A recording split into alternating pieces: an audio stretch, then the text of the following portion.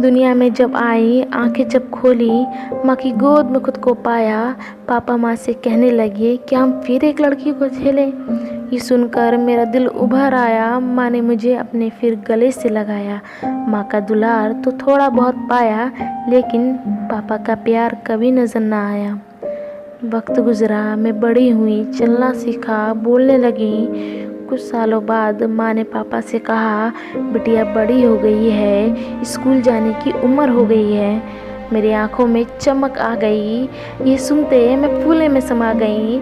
लेकिन मेरे सारे सपने एकदम टूट गए जब पापा ने माँ से कहा, पागल हो गई है, एक लड़की है वो, बस घर के काम सिखा इसको।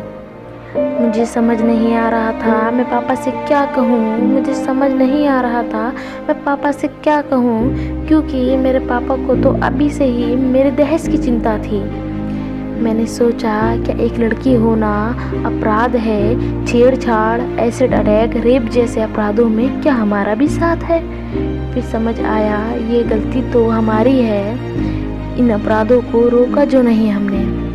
एक दिन दादी मुझे समझाने लगी, पति का घर ही सब कुछ है ये बताने लगी। वो अगर बेरहमी से मारे भी तो सब सह लेना, लेकिन कभी उसके खिलाफ कुछ मत कहना। मेरे दिल में ये ख्याल आया, क्या वो मुझे मार के अपनी मर्दानगी दिखाएंगे? क्या एक पति होने का वो अपना कर्तव्य नहीं निभाएंगे? खैर, कुछ सालों बाद पापा ने माँ की बात मान ली। स्कूल से ही मेरे सपनों की उड़ान शुरू हो गई। एक दिन जब मैं स्कूल जा रही थी तो एक निगाह ने मुझे अंदर से झंझोड़ दिया। एक इंसान मुझे ऐसे देख रहा था मानो खा जाएगा। मैं भागने लगी, दुपट्टा संभालने लगी, रोने लगी, घबराने लगी। एकदम उसने मेरा हाथ पकड़ लिया। मैंने चिल्लाना भी चाहा, लेकिन उसने मेरा मुंह बंद कर दिया। उस एक पल में मुझे एक लड़की होने का अफसोस होने लगा। मैंने खुद को संभाला, उसके हाथ को काटा और घुटने से उसको ऐसा मारा कि वह वहीं तड़पता रह गया। घर में जाकर मैं पापा से लिपटकर बहुत रोई।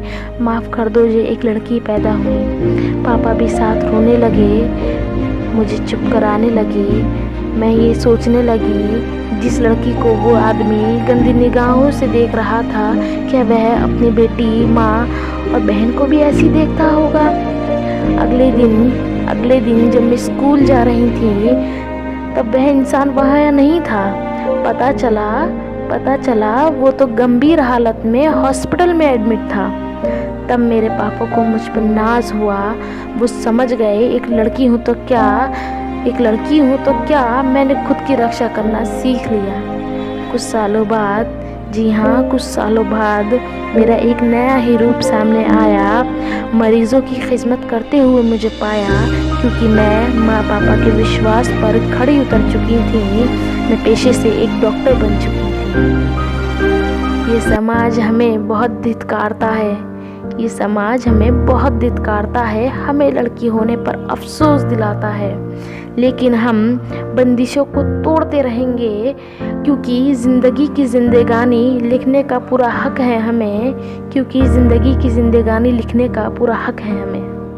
Thank you.